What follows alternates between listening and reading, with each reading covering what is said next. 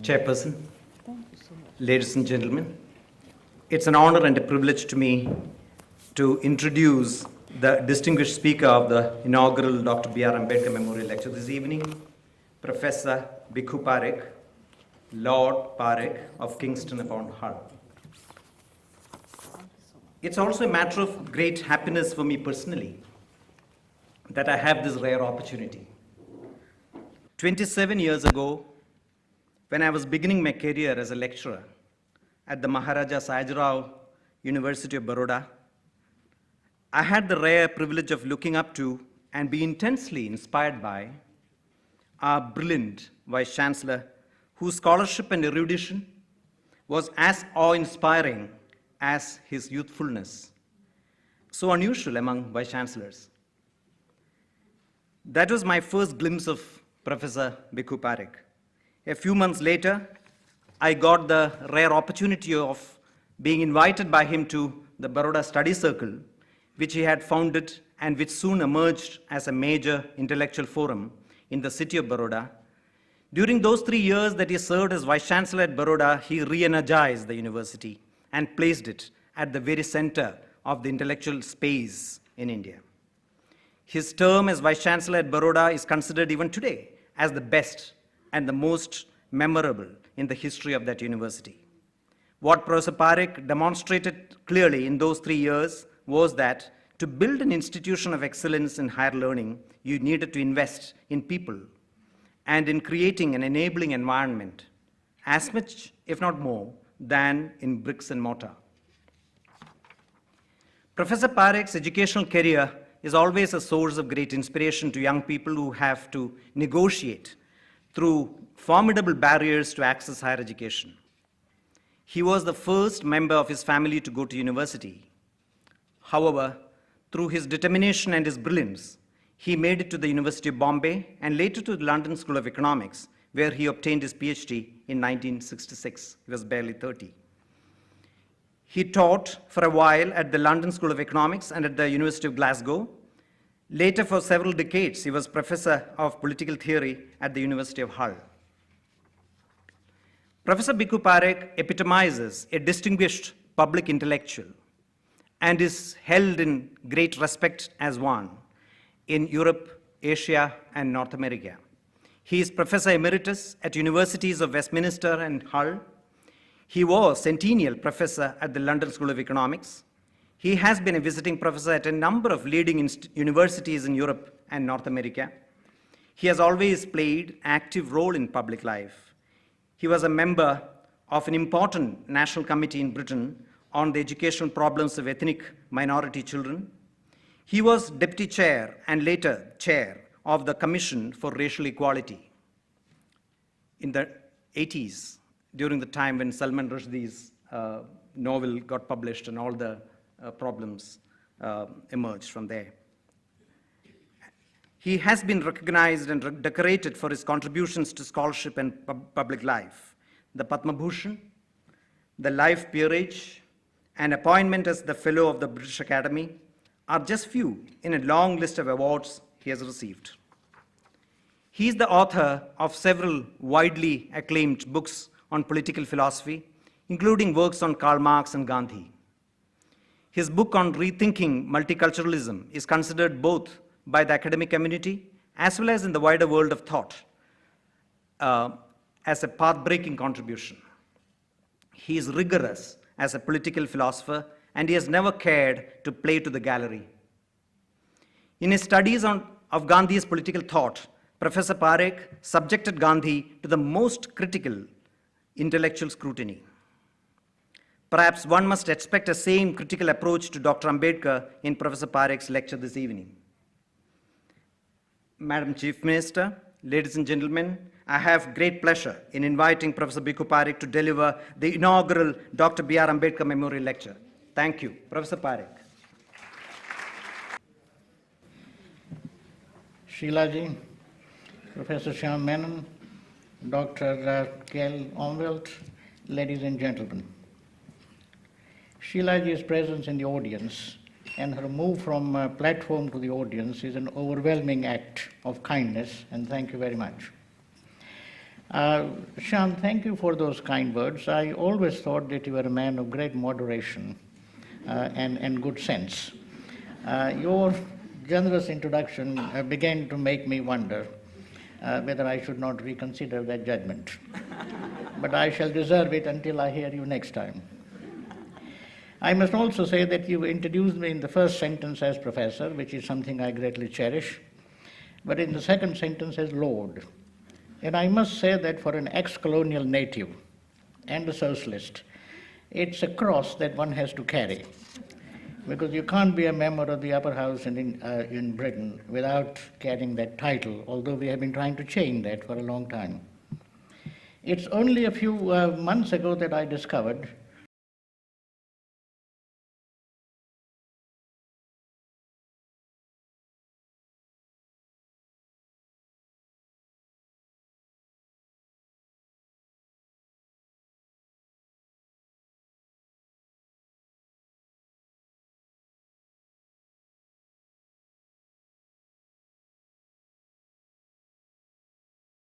and said, poor chap, I think when I take you before the Almighty, he is going to sentence you to hell. He said, all right, we'll see. So when he was hauled before the Almighty said, you haven't had a good record down on earth. How shall I treat with you? How shall I deal with you? And the man said, my Lord, as one Lord deals with another. You are a Lord here, I was a Lord there. So that gave me some confidence that there might be some extenuating circumstances when I go up to make my maker, if he or she happens to be one. I want to thank you for inviting me to deliver the inaugural Ambedkar lecture. Infant mortality amongst our institutions is fairly high. And I very much hope that this lecture, as Sheilaji rightly said, will prove to be an exception and continue for a very long time indeed. The lecture gives me the opportunity to express my deepest admiration for Dr. Ambedkar and my profound gratitude, in a way that Sheilaji expressed, for the way in which he shook up the Hindu society and shaped the destiny of our country. He was, in my view, one of the great political leaders and social and legal thinkers of 20th century India. From extremely humble origins, he rose to be the most highly educated Indian of all times. A double PhD, an MA and a PhD from Columbia, a DSc from the London School of Economics, and bar at law from one of the law inns in London. He wrote more scholarly books than almost all other Indian leaders, and that without having the leisure offered by imprisonment to many of them. His work on provincial finances, which I shan't talk about, is full of important insights in the Indian economy. His book, The Untouchables, Who Were They and Why They Became Untouchables, is the most detailed, although not always convincing, exegesis of the major Dharmashastras. His next book, What Congress and Gandhi Have Done to the Untouchables, is a deeply reflective study of liberal democracy and the way it needs to be restructured in order to accommodate minorities, especially what Dr. Ambedkar called communal minorities. His last book, The Buddha and His Dhamma, on which he was working a day before he died, is a text of great scholarship and philosophical depth, and represents, in my view, the first ever attempt to interpret Buddhism without the ideas of karma and nirvana. And I'm told by Buddhist scholars that this goes down in the history of discourse on Buddhism as one of the great contributions by an Indian. Ambedkar was also the architect of our Constitution. When the drafting committee of 7 members lost half of them, tells you something about how India sometimes functions. When the drafting committee of 7 members lost half of them through death, resignation, or long absence, and they were not replaced, Ambedkar carried on the work with great energy. The Constitution was obviously framed within the framework set by the consensus within the Constituent Assembly. and did not represent Ambedkar's own deepest beliefs on important issues. However, it could not have been what it is without his labors. He drafted and piloted the Hindu Code Bill through Parliament, and although the delay disappointed him and led to his resignation, what emerged in the end carries his imprint. He also set up many institutions of higher education, more in fact than many other leaders, and saw to it that they flourished and represented his views on education. And his views on education in many cases are extraordinarily significant, but I shan't talk about them. Thanks to the causes for which he fought and the way in which he did so, he was much underrated and even maligned during his lifetime. Gandhiji did not seek him out until August 1931, nearly 16 years after Ambedkar had been in public life, and tended to take in the first interview a highly patronizing attitude to him. Pandit Nehru didn't seek him out until October 1939, and evidently at the time didn't think much of him. M.R. Jaikar thought that he was a destructive force who wanted what he called Maharstan, which means separate land for the Mahars along the line of Pakistan. Subhash Bose said, and I quote, Ambedkar had had his leadership thrust upon him by a benign British government because his services were necessary to embarrass the nationalist leaders, unquote. Many other leaders of independence movement were even more blunt in their assessment of Ambedkar. Even today, many continue to see him as a one-eyed man who could not look beyond the interests of the Dalits or the untouchables and transcend his sense of deep personal hurt and pain, and who allowed his great talents to be misdirected, even distorted, by his bitterness and hatred against Hindu society.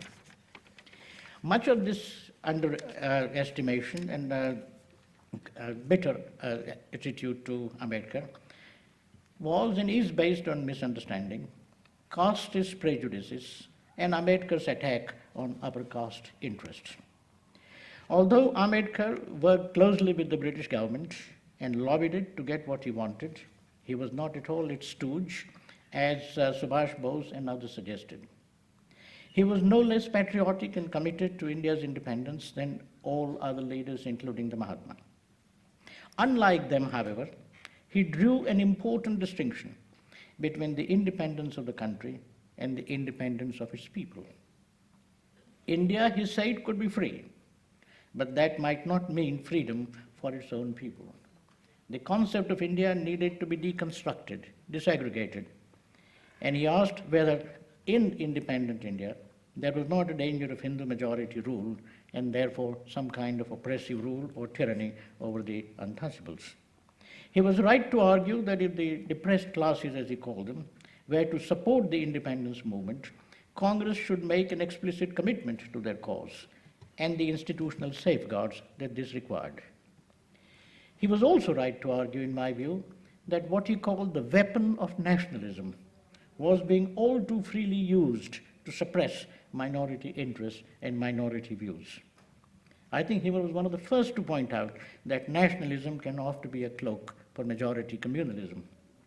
And this constant talk about maintaining national integrity at all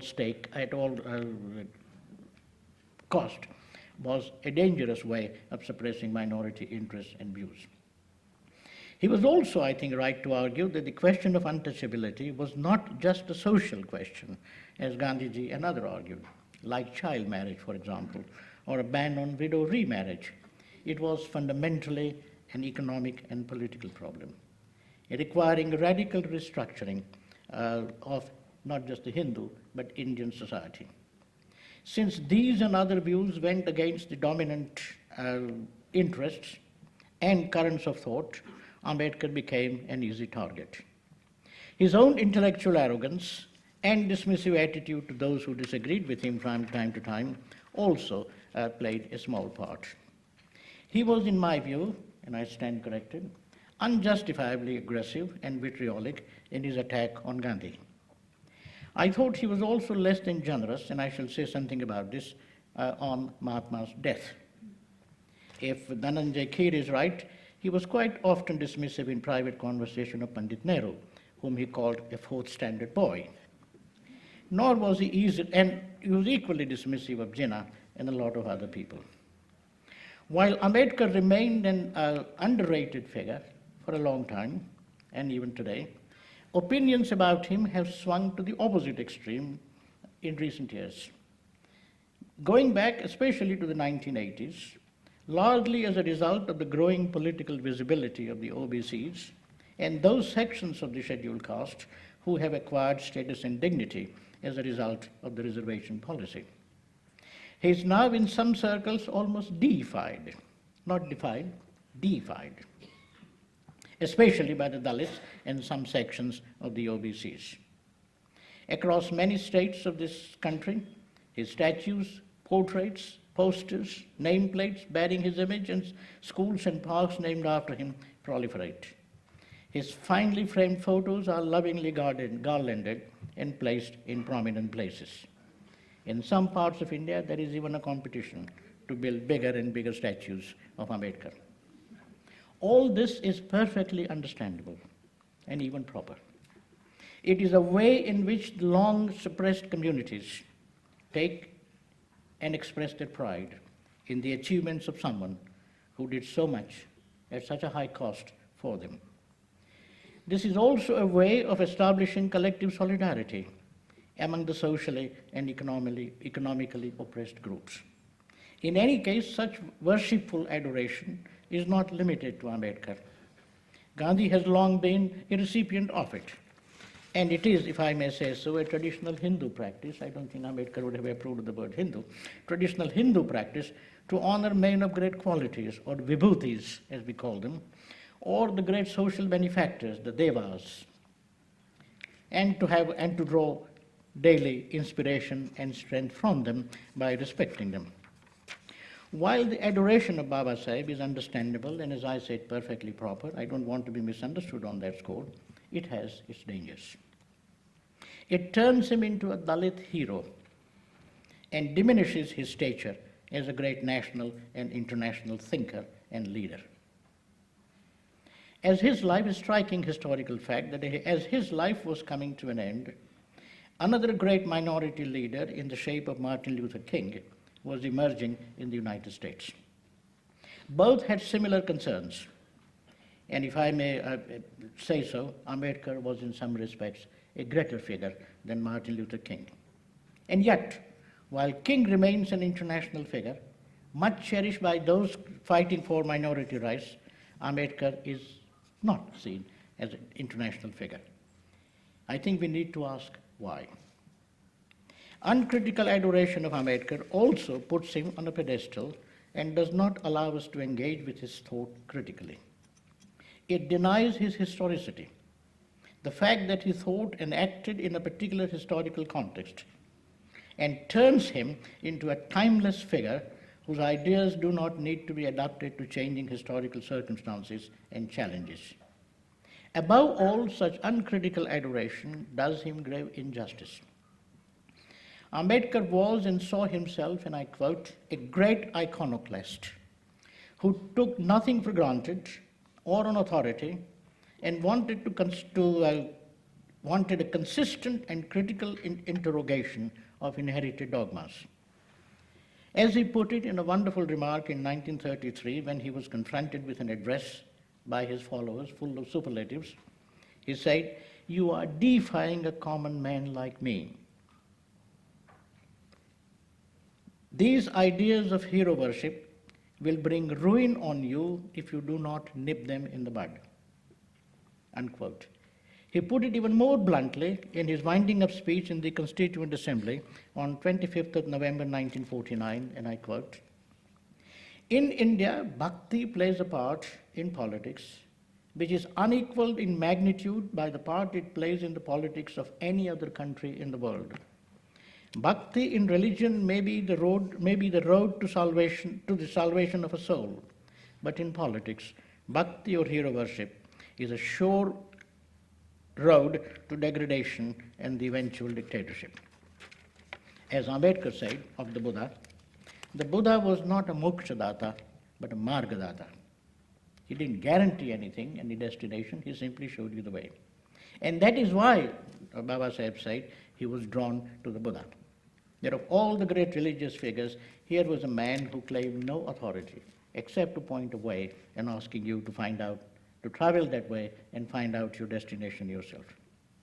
Indeed, what strikes even a casual student of Ambedkar's thought is his insatiable intellectual curiosity and the concomitant intellectual restlessness, which led often to radical change of views when required to do so by arguments or evidence. Two examples will illustrate my point. In the 1920s, he thought that Manusmriti sanctioned, even required, untouchability. Hence, on 24th of December 1927, he burned a copy of it. It must be said, not alone, joined by his Brahmin friend, G.N. Sahasrabuddhe. As he thought further about the historical causes of untouchability and undertook an amazingly detailed study of history and Dharmashastras, he took a different view. He concluded in his The Untouchables, Who Were They and Why They Became Untouchables, that Manusmriti was written around 2nd century AD, whereas untouchability was born around 400 AD. Therefore, Manusmriti could not have sanctioned, let alone required, untouchability.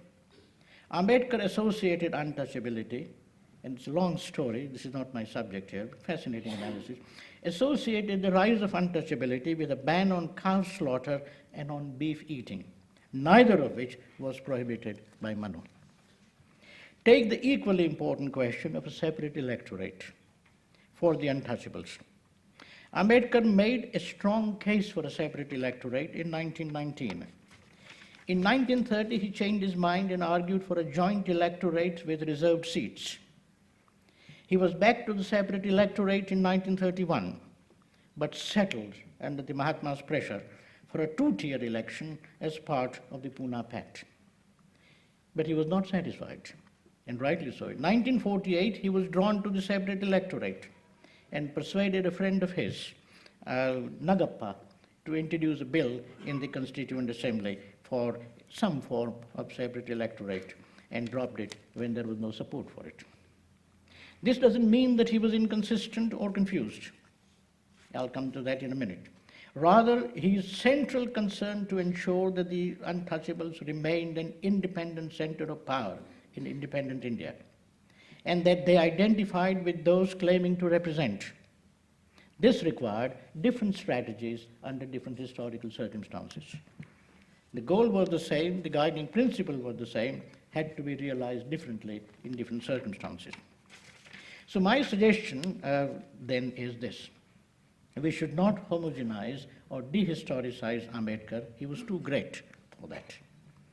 Nor should we see him mainly either as a Dalit leader or as Mahatma's sparring partner. Nor should we ignore the changes in his views before and after independence, and they are very striking. Rather, we should critically interrogate his legacy, elucidate the important and vital questions that he asked, challenge what is dubious in his answers, and build on those profound insights without which no understanding of modern India is possible. After all, this is what is being done to the Mahatma. We are reassessing him radically. This is also what is being to Pandit Nehru. We are reassessing him radically. There is no reason why Dr. Ambedkar should prove an exception. This is what I shall do in the remaining part of my lecture. All right, 20 minutes? I don't want to go on too long. In his life, Baba Sahib was preoccupied with the practice of untouchability. He asked two sets of questions. First, how did untouchability come about? How was it sustained? What are the mechanisms of suppression? What did it do to its victims? Equally importantly, what did it do to its alleged beneficiaries? And what should we do to end it? One set of questions. He also asked the second set of questions. Why did caste Hindus never felt ashamed of the practice of untouchability? why did not they accept responsibility for it? Why, as he said, they never inquired into the origin and growth of untouchability? In a striking paragraph in Who the Untouchables Were, he says, how come there is no traditional discourse on the history and development of untouchability during the entire history of Hindu society? So two sets of questions. How did it come about? Why were the Hindus never felt ashamed of it? And apart from a few people here and there saying we are all brothers, why no systematic challenge to it or an attempt being made to make a study of it? Ambedkar, to his great credit, did not stop with untouchability. He linked it up with a larger question. As he saw it, untouchability was an extreme and peculiar form of inequality. So his next question was, what is inequality? How does an unequal society come about? What different forms does it take in different societies? More importantly for him, why did it take such a peculiar and perverse form in Hindu society? And what does it mean to create a society not based on inequality? As Ambedkar argued, inequality has existed and continues to exist in all societies. For him, we cannot deal with inequality in the Indian context unless we identify its specificity. A generalized theory of inequality simply will not do. So what is it that is unique and peculiar to the Indian social structure and the kind of inequality that it embodies? And he identifies four important features of the Indian system of inequality.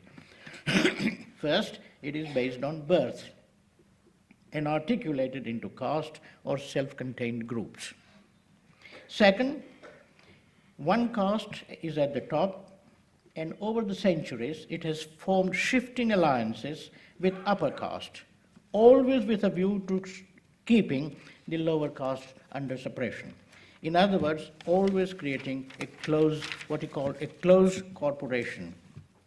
Thirdly, and this I think is an extremely subtle point he makes, inequality in India was minutely graded. It was not a matter, as in Greece, Rome, and other societies, it was not a matter of homogeneous and superior and inferior groups confronting each other, but rather it was a question of a large body of groups forming a minutely articulated or detailed hierarchy, based on, and I quote, an ascending scale of reverence and a descending scale of contempt. Because everyone, in this minutely articulated system of inequality, because everyone had some group that was superior to it, but it also had some group that was inferior to it. Even the untouchables had their own untouchables and their own hierarchy. This had two profound consequences. Inequality never appeared stark and unbearable because you could always feel that somebody was inferior, somebody was superior, in a way that it would appear stark and unacceptable in a slave-owning society or other forms of inequality. And secondly, because it was infinitely graded in this way, it became extremely difficult to unite the oppressed groups. The third feature of Indian inequality was that this individual's identity was defined in terms of hierarchy. In other words, inequality is not merely a matter of status. It was a matter, as Ambedkar said repeatedly, social psychology. It had taken such deep roots into the individual mind and form of self-consciousness that the Hindu defined his identity in terms of one or another form of inequality. He was simply incapable of treating anybody as an equal. For him, the other person is either his superior or his inferior. Or, if he wants to establish some kind of equality, he will see him as superior in some respects, inferior in others, and overall equality. In other words, he simply couldn't escape defining himself in terms of superiority and inferiority. As a result of all this, he had no conception of humanity which transcended caste or one's place in one society. that unlike many other societies, inequality had struck roots in the human soul or the human identity or the human self-consciousness. Inequality, thus, was the pervasive spirit and organizing principle of the Hindu society. As Ambedkar put it on several occasions in moments of despair, and I quote, "Hindu, thy name is inequality," unquote. Inequality was not incidental, nor a historical excrescence. It was at the very heart of Hindu society as he understood it. That created a very important problem. To be a Hindu is to belong to a particular caste. And to belong to a particular caste is to get caught up in the pervasive system of inequality. Therefore, the question is, you can't escape the system of inequality without escaping caste, and you can't escape caste without ceasing to be a Hindu. So the question is, sometimes I find it difficult to run a parallel conversation with one on the mobile and one here. The question was, if you are, so long as you are a Hindu, you belong to a caste, and so long as you belong to a caste, you are caught up in a system of inequality. So Ambedkar concluded that it is very difficult, he almost thought logically impossible to believe in equality and at the same time to be a Hindu. So how does one escape the caste system? How does one escape untouchability, which is an extreme form of inequality? And how does one escape being a Hindu? You can't say, I'm not a Hindu, because as long as your caste is identified, you remain a Hindu. So Ambedkar thought, and this is a long story which I don't have the time to pursue, but I hope the Ambedkar University will take some of these issues on its agenda. So Ambedkar thought the only alternative was to convert. Now this idea of conversion, that to mass conversion, and that to deciding which religion to convert to, is in a strange way peculiar to our society. I haven't seen this kind of issue raised by struggles against inequality or even equivalence of untouchability in other societies. So Ambedkar, having got thus far, you couldn't be a Hindu and still believe in equality. The question was, you must convert. Which one? Not Islam, not Christianity. Why? Two reasons. Because, he says, they denationalize individuals. Why do they denationalize individuals? Because, he says, and I quote, "In India, religion is closely tied up with nationality and has a strong cultural and political content," unquote. So religion is not simply a religious phenomenon, it is also a political phenomenon, and therefore you have to choose your religion carefully so that you do not follow wrong politics or get into the wrong side of nationality. So first, you don't convert to either of them because they denationalize you. And secondly, they involve loyalty and they involve changes of loyalty and places and institutions. And therefore, those converted to either of them falls outside the compass of Indian culture and Indian nationhood. So Ambedkar's choice was limited to two: Sikhism, to which he was readily sympathetic earlier on, and later to Buddhism, and we know the story. This is a very complex question, as I said. I don't have the time to go into great details. I understand the agony, I understand the problem. But I can't stop here and move on to my next level of analysis without making three quick and general remarks. First, Ambedkar's analysis of inequality in Hindu society, in my view, is profound, second to none, and of enormous originality. And the more I read it, the more insight I derive from it. But I think it was vitiated by two or three assumptions, which I find not entirely convincing. First, he assumes that Hindu society could not remove its caste system without ceasing to be Hindu. This is a problematic assertion. Secondly, even if this is so, why is it necessary to opt for one religion or another? Why go for a religion? What is the role of religion in transforming the system of inequality?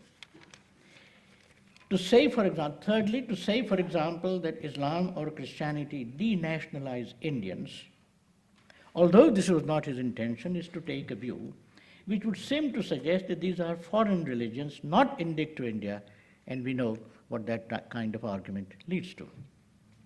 And finally, I don't think conversion to Buddhism or Sikhism is necessarily the end of the story or the end of the caste system. We have just been reading about what caste system has been doing to the Sikhs. And there is no reason why Buddhists, like Christians in South India, could not develop their own caste system or something like caste system, as we know from the experiences of Sri Lanka and Southeast Asian countries. So there are problems there, but as I said, I find Ambedkar's analysis profound, although some of his assumptions not entirely convincing. The next question that Ambedkar then raises is, given that this is the structure of the Hindu society and its inequality, why has untouchability in particular and caste inequality in general gone on so long? If he is right, caste system is as old as Hindu society, and the untouchability going back to 400 AD, which makes it about 1600 years old. Why has it gone on so long? What sustains it? And Ambedkar identifies three major factors. First, he says, because it was sanctioned by religion or religiously inspired culture, it legitimized untouchability in the eyes of its victims and made them think that their status was, I quote, an inescapable destiny. Secondly, the economic domination and degradation imposed upon the untouchables and lower caste by the caste Hindus. And thirdly, a profound system of political coercion. As Ambedkar rightly said, untouchability has been a gold mine for the caste Hindus for various reasons. It maintains the pride and sense of superiority of the caste Hindus, makes them feel important because there are people who are way below them. It allows them access to people who will do their dirty work for them. Thirdly, it provides cheap labor. And finally, it limits competition in economic and professional life because a large number of people will remain so degraded that they will never compete with you. And I think there's a fascinating argument Ambedkar makes about what he called the dogma of efficiency or the dogma of merit. But I don't have the time to pursue this. But those who are interested might like to see that when this merit argument is often advanced, we must go by merit. Ambedkar has some fascinating analysis of the concept of merit and how merit is defined and structured and limited in a particular way. So Ambedkar argues that system continued because the social, economic, and political institutions and practices were mobilized to keep the untouchables in their place. That raises the third and the last question: what should we be doing to fight inequality in general and untouchability in particular? And Ambedkar, once again, had a threefold answer depending on the three important causes of untouchability, important sustaining factors of untouchability. First, he said the untouchables and the lower caste in general should be made to realize that it is not their inescapable destiny, but a historically contingent fact that could be otherwise. As he said often, tell the slaves that they need not be slaves, and they will change. In other words, and I think it's very striking, that untouchability, he said in one throwaway remark, but I think is very profound, is the unfinished agenda of the struggle between Brahmanism and Buddhism. Remember, that's how he explains the growth of untouchability. That Indian society was largely Buddhist. When Brahmins came to power, these Buddhists were defeated and they were turned into the inferior groups and then untouchables. So he sees the struggle between Brahmanism and Buddhism, which began in the second, third century AD, culminating in his own time in this way. And I see his conversion to Buddhism as in some sense an attempt to redeem the honor of Buddhism and finally to put an end to this historic 1500-year-old struggle, as he saw it, between Buddhism and Brahmanism. So first, educate. Secondly, he says it's very important that the scheduled caste of Dalits should practice, quote, self-help. I quote, they must speak for themselves, take charge of their own destiny, and shouldn't allow others to speak for them. In other words, this is the only way the Dalits can become a collective agent. Third, way to struggle against untouchability and inequality is what he called relentless struggle. Select issues and mount struggles around them, and make sure that in the course of organization you build up a powerful and disciplined party. As he said on one occasion, what we need is an army of workers in villages fighting for the Dalits, organizing them and making sure that their rights and opportunities are fully satisfied. To sum up, this part of the argument is educate, agitate, and organize. Now, what is the goal of educate, agitate, and organize? And the goal was twofold. First, to acquire political power and become part of what he calls the governing community. And I quote, very important to bear in mind, "You should realize," says Ambedkar, "what our objective is. It is not fighting for a few jobs here and there or for a few concessions. It is the highest cause that we have ever cherished in our heart. That is to see that we are all recognized as the governing community," unquote. So this is the first goal of the struggle, to achieve political power. And secondly, to build up self-respect and reclaim what he calls title deeds of our humanity, which have so far been mortgaged to the high-caste Hindus. And I quote again, "Self-respect is the most vital factor in life. Without it, man is a mere cipher. It is out of hard and relentless struggle alone that one derives strength, self-respect, self-confidence, and recognition," unquote. When both these are achieved, namely political power and self-respect, it becomes possible to use the political power to improve the economic conditions and secure equality and justice.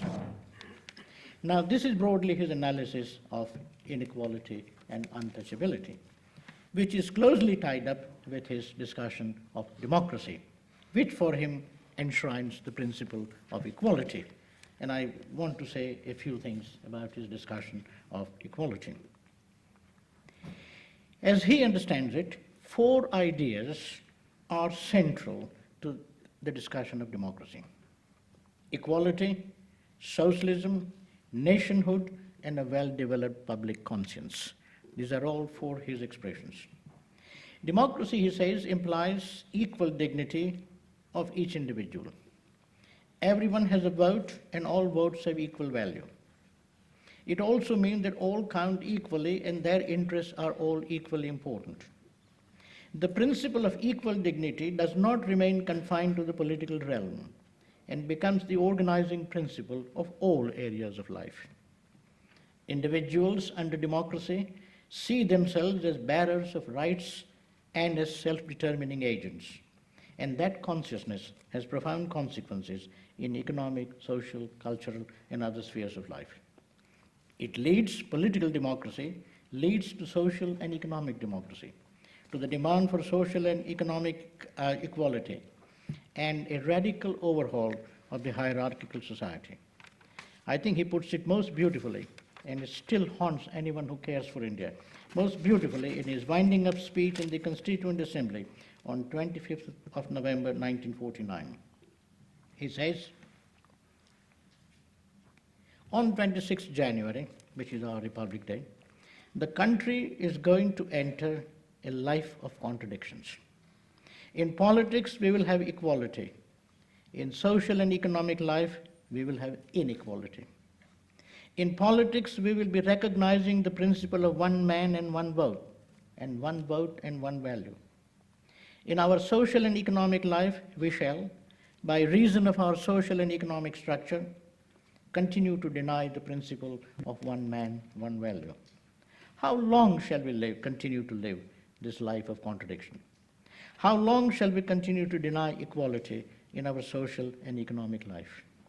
If we continue to deny it for long, we will do so only by putting our political democracy in peril." And I unquote.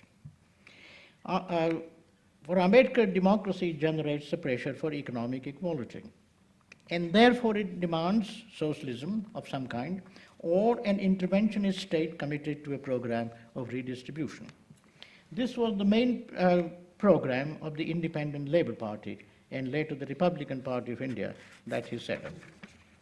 Democracy requires, Ambedkar argued, that citizens see each other as members of a single community and should be bound by what he calls, very important concept, bound together by fellow feeling, a sense of common belonging, or as he puts it in an interesting phrase, a longing not to belong to any other group but this one. So democracy for Ambedkar calls for a sense of nationhood. Not nationalism, which is bogus, but a sense of nationhood based on a shared fellow feeling and mutual commitment. He defines nationhood as a feeling of corporate sentiment, of oneness, which makes those who are charged with it feel that they are kith and kin, unquote. Sense of nationhood generates what he calls social unity and creates mutual trust and mutual concern, without which political unity remains fragile. In the absence of such a fellow feeling, citizens have no interest in how some of them live. Fellow feeling facilitates what Ambedkar calls, in a moving phrase, public conscience. And he defines public conscience as conscience which becomes agitated at every wrong, no matter who is the sufferer, unquote. And, quote again, public conscience is something which leads an individual to join in the struggle to remove that wrong. In India, he said, castes divided up society into self-centered groups and militated against the sense of nationhood. That's why in a caste-ridden society for hundreds of years, there was no sense of fellow feeling. There was no public conscience. And that is why caste system and untouchability continued all these years.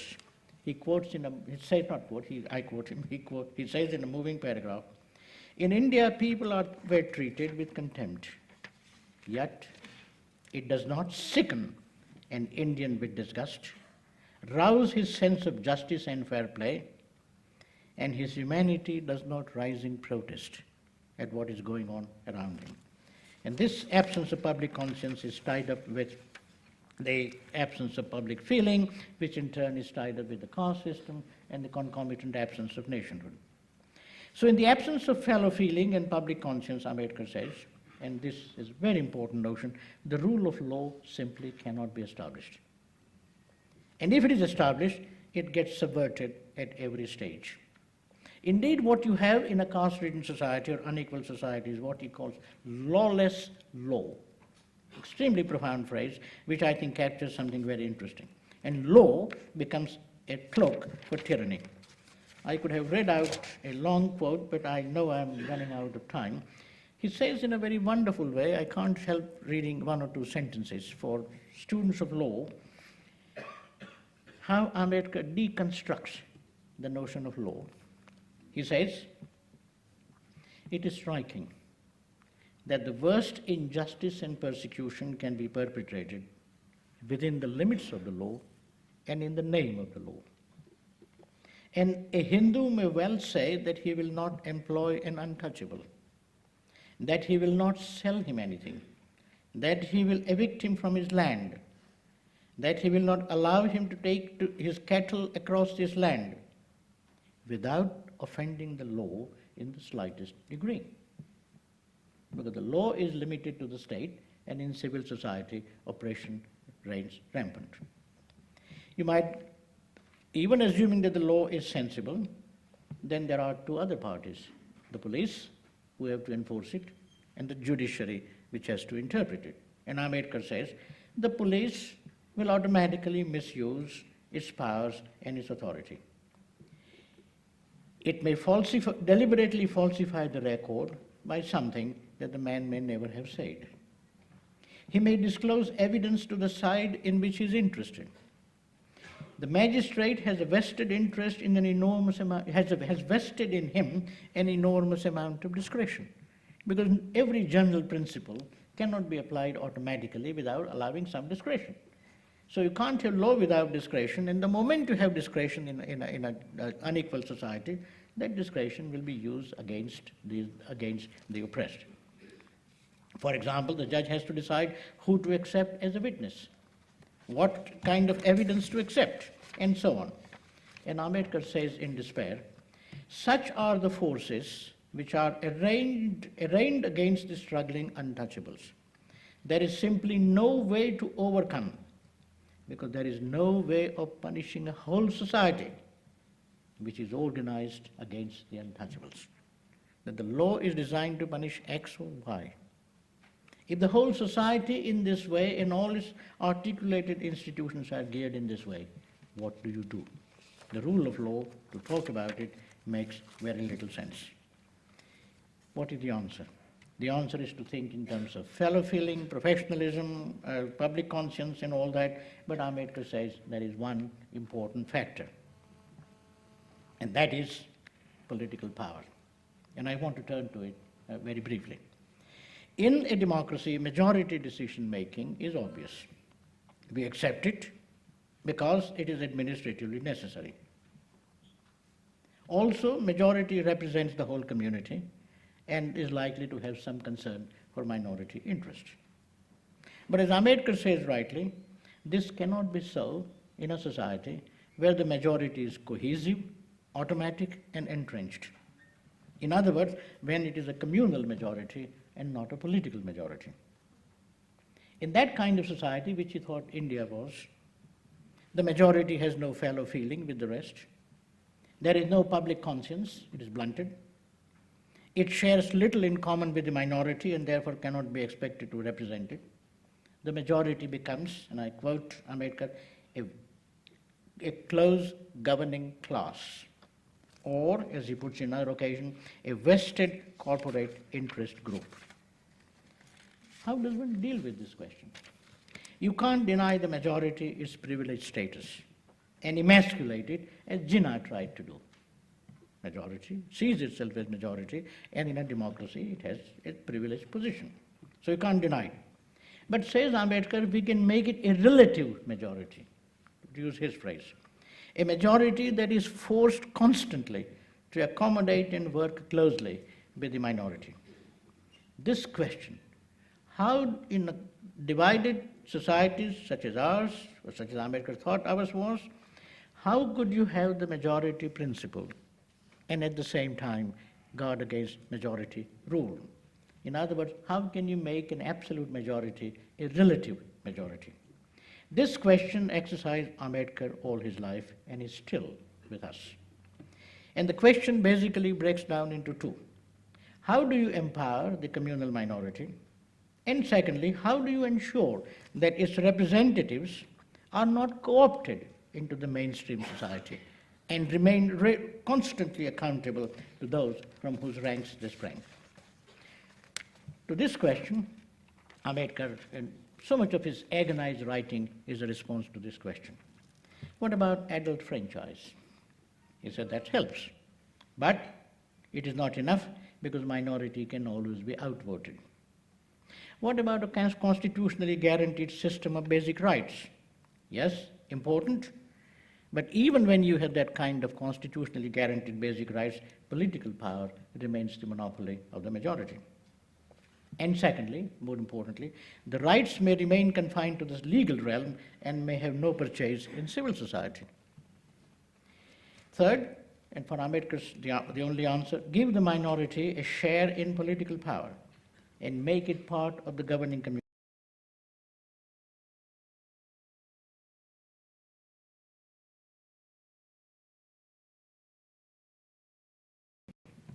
In this way, he says, we make India, I quote, safe for democracy by reducing or releasing the stranglehold of majority.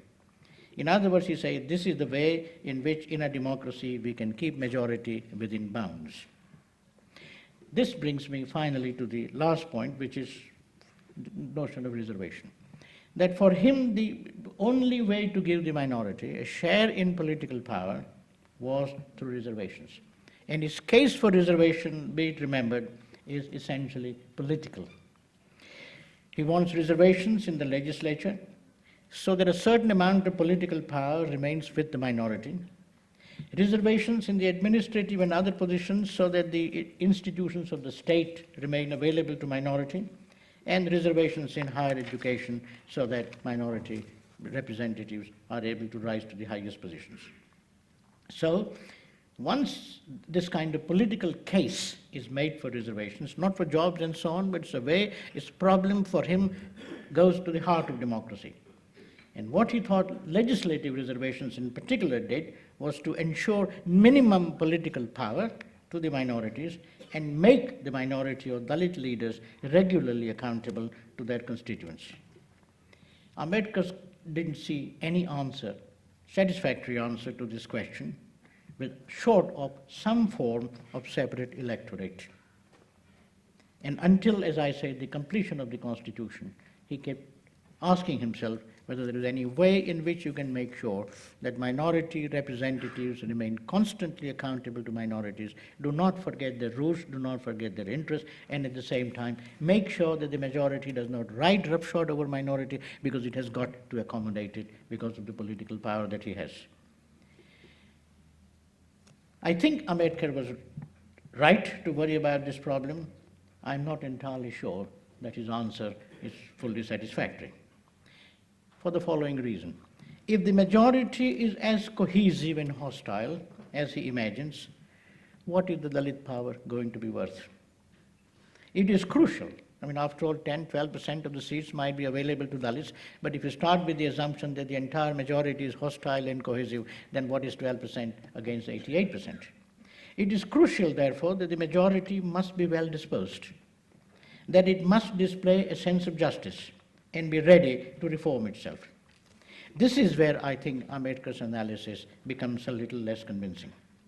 The Hindu society, with all its limitations that he was right to point out, was not and is not as homogeneous as he imagined. It had its reformers, it had its critics, who were as determined to fight this abominable practice as Ambedkar himself. This is what Gandhi did. As Ambedkar himself said, nothing will change in India unless the Hindus change their mentality. It was that mentality that the Mahatma was concerned to change. So far from being his antagonist, which he certainly was in certain cases, Gandhi was wrong, but Gandhi was also the indisputable ally and complement to Ambedkar's struggle.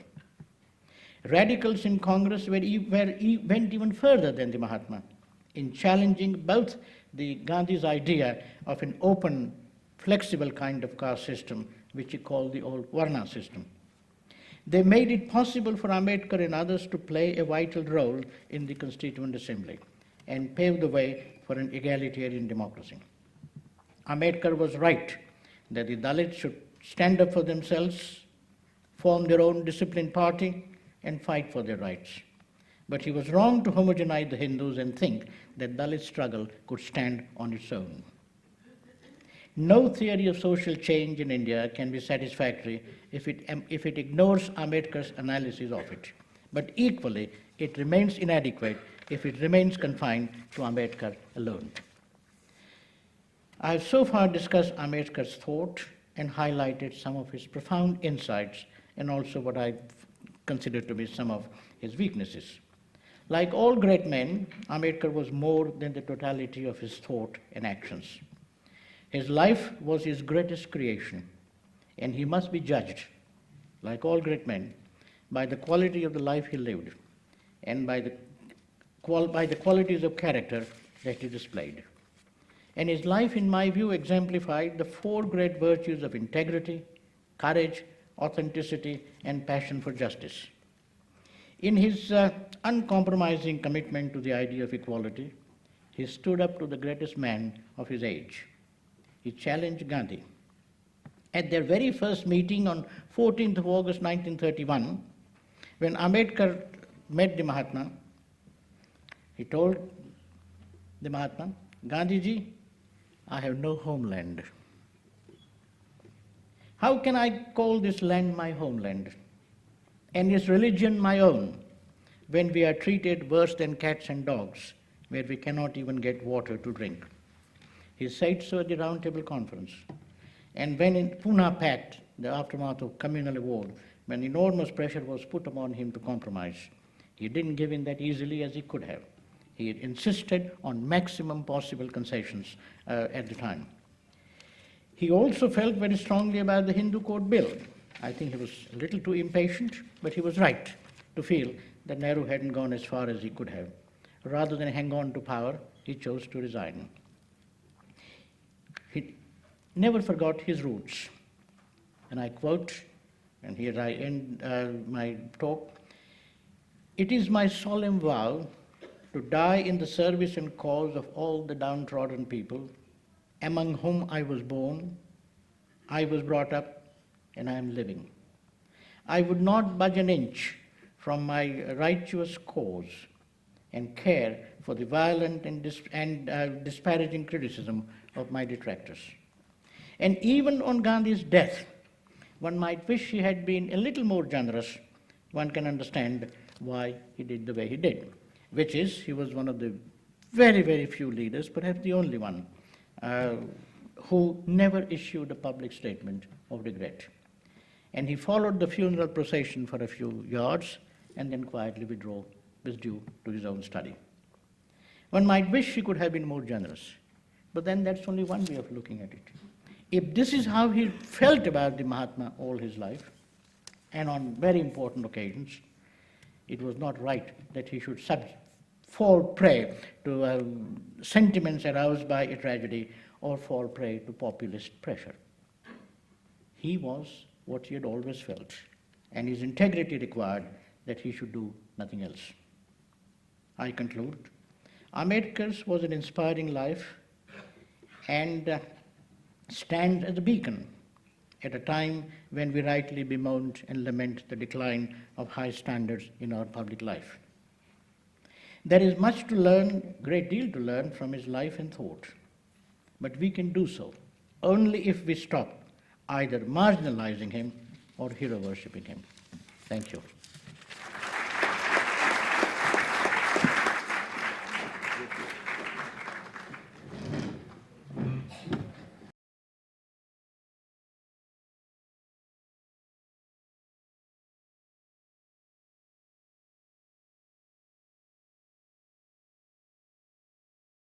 It is a great privilege for all of us to have had a glimpse of your scholarship and wisdom. Thank you, sir. Ladies and gentlemen, I have now the honor of requesting Dr. Gail Omvedt to deliver her remarks. Thank you. Before Gail comes, I would like to introduce Gail. Gail Omvedt, born in Minneapolis in the United States and did his education in the University of California, Berkeley, where she did a PhD in sociology. She decided to move to India and has been in India since 1978, settled in this little village, Kasegaon, in the district Sangli, southern Maharashtra. She has been an Indian citizen since 1983 and works as a sociologist and a writer and a social activist. Dr. Gail Omvedt has worked actively in social movements in India, including the Dalit and anti-caste movements, environmental movements, and farmers' movements. Her work has been especially with rural women. Dr. Omvedt has been Dr. Ambedkar Chair Professor at the NISWAs in Orissa, a professor of sociology and later a visiting professor and coordinator of the School of Social Justice at the University of Pune. Dr. Omvedt worked as an Asian guest professor at the Nordic Institute of Asian Studies, Copenhagen, and as senior fellow at the Nehru Memorial Museum and Library, New Delhi. She is currently a fellow at the Indian Institute of Advanced Studies, Shimla. Dr. Omvedt is the author of numerous books focusing on social and economic issues. Some of the widely acclaimed among these are Buddhism in India, Challenging Brahmanism and Caste, Sage. There is written a biography of Dr. Ambedkar, which Penguin published in 2005. The book Ambedkar Towards an Enlightened India was the one which we got her to present to the chairperson and the distinguished speaker earlier this evening. I now request Dr. Gail Omvedt to, as Professor Parekh preferred, to give her comments on Professor Parekh's exposition of Dr. Ambedkar's legacy. Gail. I think that Dr. Parekh has raised some very important issues about Ambedkar, and I will try to deal with some of these. You know, one of these, the very beginning, when he talked about the Buddha and his Dhamma, he had said that Ambedkar, this was the first interpretation of Buddhism that dealt with karma in a new way. In fact, it was not. And in understanding Ambedkar, we also have to recognize that, as Einstein said, I stand on the shoulders of giants. Ambedkar was also standing on the shoulders of many who went before him, people like Phule, people like Ayoti Das in Tamil Nadu, a whole number of Dalit leaders and Bhakti movement leaders. Now, what had happened before Ambedkar is that in Tamil Nadu, in the very beginning, turn of the century, a Dalit named Ayoti Das had converted to Buddhism. He had gone to Sri Lanka on his own to do so and presented a new version of Buddhism. Ayoti Das himself wrote only in Tamil, but one of his colleagues, Lakshmi Narasu, wrote in English. And his book, Essence of Buddhism, was one that Ambedkar had republished in 1940s. Now, Ayoti Das and Narasu had given almost the same reinterpretation of karma, that karma, our actions influence others through genetic inheritance and through social effects. What Ambedkar really did, I think, that was new in the Buddha and his Dhamma, is to write in one book and he saw the need for one book as an equivalent to the Bible, as an equivalent to the Quran, that Dalits could have in their hands and say, this is ours. I think he also chose Buddhism. I mean, there were a whole number of reasons he was attracted to Buddhism. But one of them was simply the fact that, as Professor Parekh has pointed out, there was caste in Christianity in India at the time. Ambedkar knew this. There was caste among Sikhism. Among Sikhs, Ambedkar knew this. Among Muslims also, he may have known that. Buddhism, in being at that time, because Ayoti Das's Buddhist group had died out, Buddhism gave him practically a clear field to have a new kind of Buddhism in which he could put forward his own interpretation and have a chance of having it stand among Dalits. And his idea at the time was not that this was simply for Dalits. He talked about Prabuddha Bharat. He meant partly enlightened in a general sense, but partly that Buddhism was something that he thought would be a solution for all Indians. In regard to his scholarship, I think Professor Parekh is quite right in saying that there are changes and even inconsistencies in it.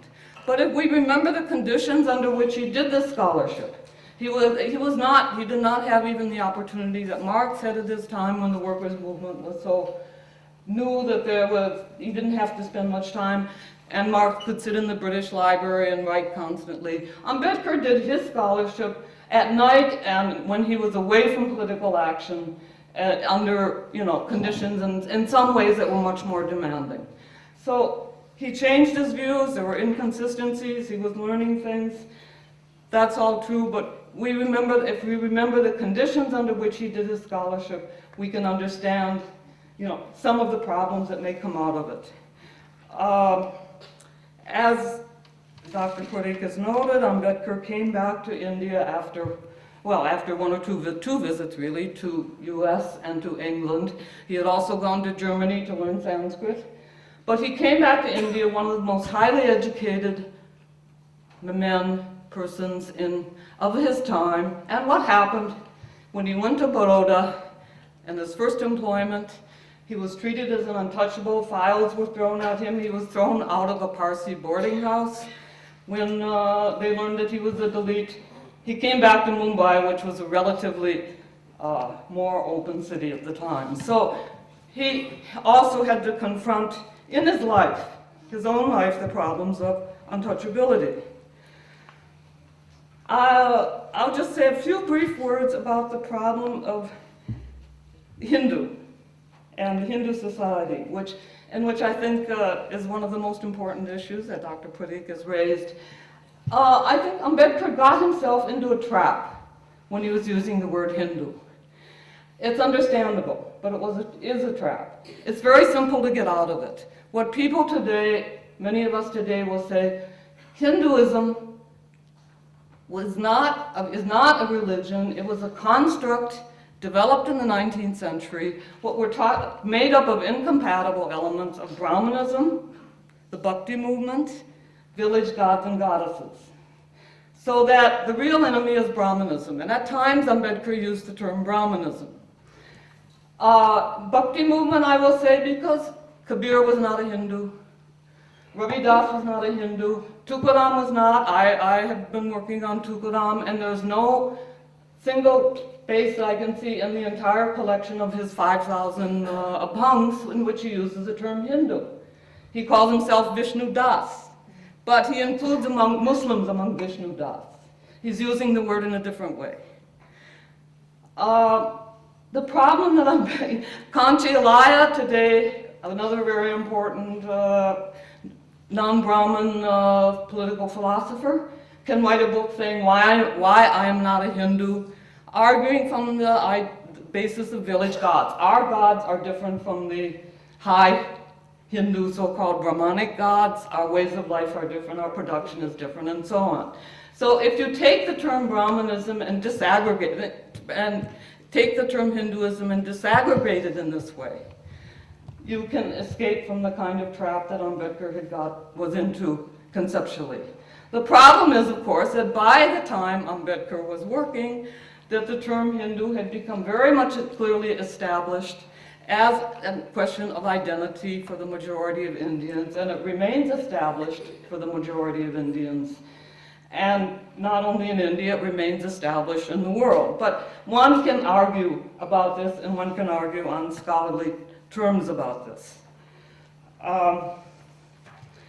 So if we say, this Hinduism is a construct, then the whole majority-minority problem becomes different.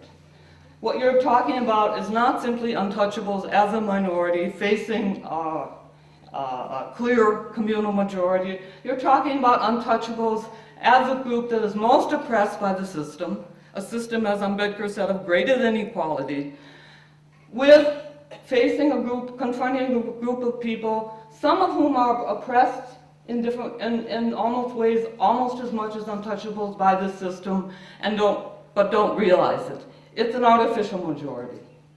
The artificial majority gets disaggregated fairly easily. The problem today is not simply among, say, OBCs thinking they're Hindus. The problem is also among different sections of the SCs, Dalits, thinking that they're Hindus. It's become very complex. And this is a political problem and a social problem as well as a scholarly problem. I think what Ambedkar was trying to deal with brought these things together. I'll say one more thing about Ambedkar's scholarship and his political activity. He was, as I said, not only a scholar, he was in some ways above all a political person. When he presented the Constitution, for instance, and he made this famous speech about that we are facing a life in which we will have political equality and social and economic inequality, he concluded it by saying this should be resolved, or those who suffer from inequality will blow up this Constitution, which we value so most. Now, I think there he was speaking not simply to the Lok Sabha. He knew his constituency. He was speaking to people outside his constituency, outside the Lok Sabha, people in his constituency who were angry and ready to, well, maybe not blow up the Constitution. This is a kind of political rhetoric. But people who were angry at the system. Ambedkar's constituency, when he ran for parliament, trying to get into it in 1948, I think it was, his constituency was the same as Dange's in Mumbai, the textile workers, the heart of the working class. And that was a major fight between Ambedkar and the communists. He was very bitter at the communists for the way they had behaved in that. So his constituency that he was continually had in mind that he was talking to was a constituency of people who were suffering from caste and class and in many ways gender oppression as well. This was always in his mind. He said another very interesting thing in regard to the Constitution in that very important speech where he introduced it. Because I think this has to be said because there's a tendency among many followers of Ambedkar to say the Constitution is sacred, it's Ambedkar's Constitution. And as Dr. Parekh has rightly said, it was not quite Ambedkar's Constitution. But Ambedkar said something that's very important in that respect. He quoted Thomas Jefferson. Jefferson had said that every generation has a right not simply to amend the Constitution, but to make their own Constitution. To say otherwise would be to say that the dead have rule over the living. So Ambedkar quoted this and said, this is not only right, it's absolutely right. He was, in that way, you know, I think a political thinker and a political activist, social and political activist, who was caught in certain kinds of traps of being an untouchable, being forced into certain kind of positions, trying to get out of them, talking at different levels to different people and different groups of people, and seeking to achieve his goals. He made it clear that his goals were not simply, well, he talked about political power, yes, but he also had some idea of what kind of society he wanted to create. You know, there's a very nice image that was used by Kanchiram, who in some ways carried down this tradition. If you take this pen, you have Brahmins, Kshatriyas, Vaishyas, Shudras, and then untouchables at the bottom. What is our goal? It's not simply this, but this. We want equality. And this was Ambedkar's goal. He was looking for ways to achieve it. It was not simply a matter of becoming a ruling community. He saw that this was a crucial part of this, but what Dalits should do if they become at least part of this ruling group was also something that was very much in his mind. I'll just finish by saying, you know, the three major acts of his life, the last days of his life, were number one, the conversion to Buddhism. Now, today Buddhism is identified with not only Dalits, a section of Dalits, and that is a fact. Ambedkar didn't want it that way. He saw it as something for all of India. He saw conversion for all of India. And conversion, in a sense, I think the reason he didn't talk about atheism is because that atheism is so easily absorbed by Brahmanism. A Gnostic in Sanskrit tradition is not somebody who doesn't believe in God. A Gnostic is somebody who does not accept the authority of Brahmins and the Vedas. This confusion is still there. An atheist who doesn't believe in God but still accepts somehow Brahmanic superiority is not an atheist in the sense in which Ambedkar would have accepted the term. Okay, so conversion to Buddhism or some kind of equalitarian religion, he saw as a major goal. Second, he changed the Scheduled Caste Federation into the Republican Party. If you look at Ambedkar's political activities, the first party he formed, Independent Labor Party, was a party in which he was trying to unite and succeeded at partially Dalits, caste Hindus, and others in a fight against the system. At that point in time, he had a partial alliance with communists. He changed this into the Scheduled Caste Federation simply because the British were at the point of offering him a position at the national level, and he knew that to have all India acceptability, he had to do this. He was, in fact, at an all India level, a representative mainly of scheduled castes. But that was not his ideal. When he changed it into the Republican Party, his idea was that the Republican Party should become, again, a party for all oppressed sections. Again, this has not happened, but that is not Ambedkar's thought. And the third major act is that he gave his approval for the Republican Party of his time to join the Samyukta Maharashtra movement, which was the first functioning Dalit left socialist, communist, broad front, political front in Maharashtra and perhaps in India. So if we remember this, we can get, I think, some better idea of the whole thrust of Ambedkar's politics and of his ideals. So with these few words, I will again congratulate Professor Parekh for giving us a good deal of thought, and I hope that the work that Ambedkar University of Delhi is doing can be carried ahead in the future. I'm sure that it will be, and I'm sure that we remember that Ambedkar, against his will, has been pushed into being a sectional leader, not only by caste Hindus, but by Dalits themselves in many cases. He was not that in reality. He was a national leader, concerned about the nation, concerned about the development of India in the world, and that in creating a society of equality and social justice. With these words, I would like to conclude. Now I request my fellow student Shashi to propose a vote of thanks. Thank you, Rinku. I'm Shashi, a student of the Ambedkar University, Delhi. It is a privilege for me to have been asked to propose a vote of thanks at the inaugural Dr. B.R. Ambedkar Memorial Lecture, the first major public event of the Ambedkar University, Delhi. The very presence of the Honorable Chief Minister in this evening's function was a source of inspiration to all of us at AUD. She had to leave a little earlier. I thank her for presiding over this function and for sharing with us her vision about higher education in the National Capital Territory of Delhi. I thank Dr. Gail Omvedt for her presence and her presentation on Dr. B.R. Ambedkar. Thank you, ma'am. We are extremely grateful to Professor Bhikhu Parekh for acceding to our request to deliver the inaugural Dr. B.R. Ambedkar Memorial Lecture. This is a great honor to our university.